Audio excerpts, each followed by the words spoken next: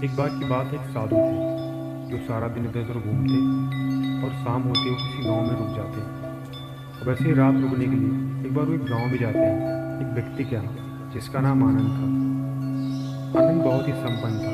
तो जैसे ही गुरु जी उसके घर पे पहुंचते हैं तो उसके पूरे परिवार मिल करके उस साधु की ढेर सारी सेवा करते हैं, उनकी खूब खातिरदारी करते हैं। सुबह जब महात्मा जी जा रहे होते हैं तो वो आनंद को और उसके पूरे परिवार को बुलाते हैं और उन्हें ढेर सारा आशीर्वाद देते हैं और कहते हैं कि भगवान करे तुम हमेशा ही ऐसे संपन्न बने रहो। अब उस साधु की बातों को सुनकर आनंद हंसने लगता है और बोलता है कि गुरु जी ऐसा कहाँ होने वाला है, यहाँ कुछ भी परमानेंट नहीं है। और इतना कहकर वो वहाँ से चले जाते हैं। 2-3 साल बीत जाता है और एक दिन फिर से गुरु जी को उस आनंद की याद आती है। वो सोचते हैं कि चल के देख लें कि क्या हो रहा है। वो घूमते घूमते फिर आनंद के गांव में आते हैं और वो आनंद के घर पे जाते हैं। वहाँ जाके देखते हैं कि आनंद के घर पे ताला लगा है। लोगों से पूछने पे पता चला तो लोगों ने बताया कि आनंद को व्यापार में घाटा हो गया है, उसकी सारी जमा पूंजी और संपत्ति चली गई है, इसलिए वो गांव के एक जमींदार के यहाँ नौकरी कर रहा है। जब वो उस जमींदार के घर पे जाते हैं तो आनंद वहाँ उससे मिलता है। उसने गुरु जी को बैठने के लिए चटाई दी और जो भी रूखा सूखा भोजन था उसने उस महात्मा जी को पूछा। आनंद की ऐसी हालत देखकर महात्मा जी की आंखों में आंसू आ गए। उन्होंने ऊपर की तरफ देखा और कहने लगे कि हे भगवान, ये तुमने क्या कर दिया।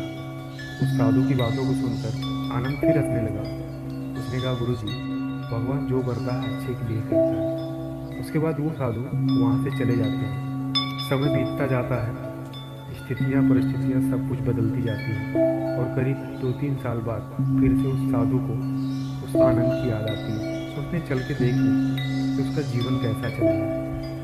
वो फिर से उसी गांव में आते हैं और देखते हैं कि इस बार आनंद जो है वो जमींदारों का भी जमींदार हो गया है, एकदम संपन्न।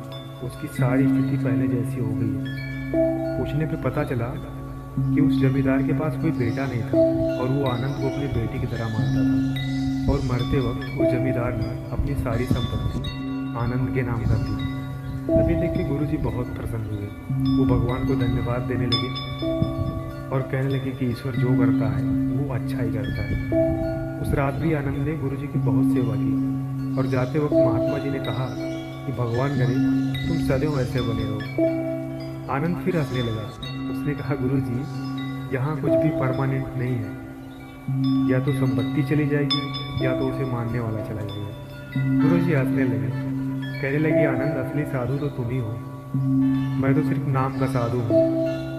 उसने कहा नहीं गुरु जी, ऐसी कोई बात नहीं है। उसके बाद गुरु जी फिर वहाँ से चले जाते हैं। 2-4 साल इधर उधर घूमते हैं और एक टाइम बाद फिर उन्हें आनंद की याद आती है। सोचते कि चल के फिर से आनंद से मिल लेते हैं। और जैसे ही वो आनंद के घर पे पहुँचते हैं तो देखते हैं कि पूरे महल में जाला लगा हुआ है। बेटियों की शादी हो गई, वो अपने घर चले गए हैं और आनंद अब इस दुनिया में नहीं रहा, वो मर चुका है।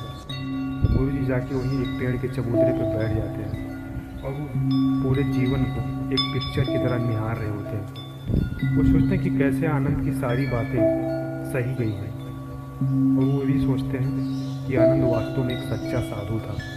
तो दोस्तों, ये छोटी सी कहानी हमें बताती है कि जीवन में चाहे सुख हो या दुख हो, कोई भी परमानेंट नहीं है।